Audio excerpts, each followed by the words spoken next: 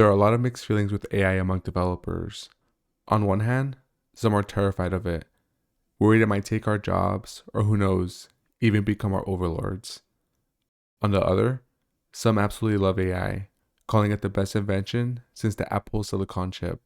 I'm here to tell you that I stand with the latter. And no, it's not just because I want to stay on AI's good side, but I do just in case. It's because incorporating AI into my workflow has made me a better developer. In this video, I'll share one specific use case to help you grow using AI. I have here my indie app Project Bloom. We're in Database Manager, which holds the functions needed to get data from Firebase.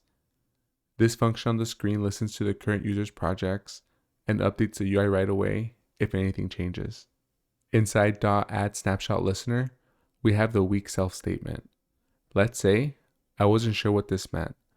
I'd grab the whole code snippet, Command C to copy, navigate to ChatGPT, paste it and ask, can you please explain what weak self means?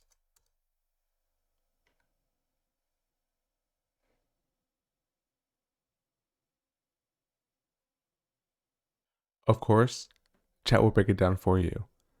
After reading the explanation, I'll type what I got from it.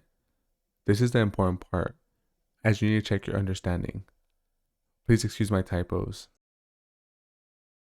Weak self is used because we're inside a closure which strongly captures self by default. Using weak self allows us to update properties while preventing potential retain cycles, ?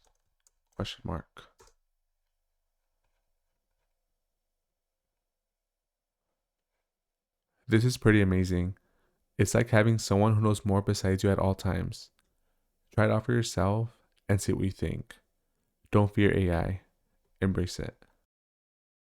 Also, one more thing before I forget. Thank you. Just in case.